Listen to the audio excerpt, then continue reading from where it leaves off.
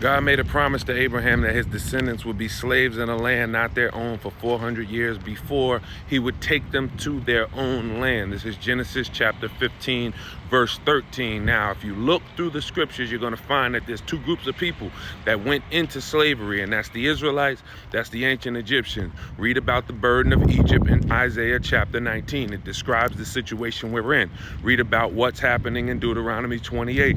Read about what he promised would be the reason that they would go into slavery, which was because they committed spiritual adultery over and over again.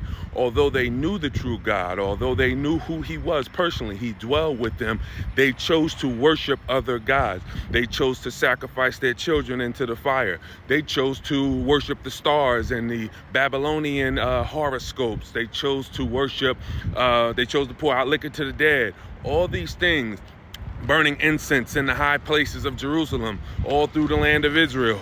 Read about the reasons. What I love about scripture and the God of Abraham, Isaac, and Jacob, and our soon coming King Jesus Christ, is he explains why we are here.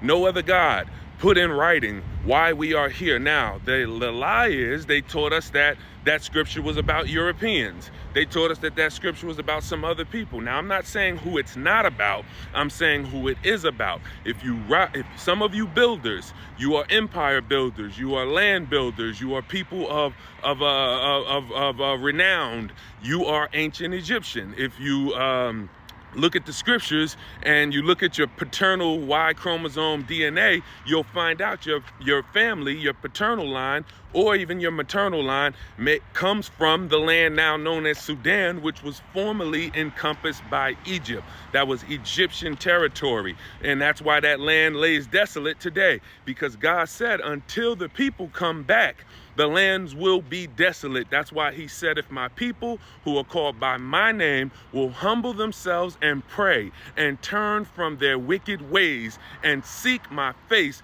then I will hear from heaven.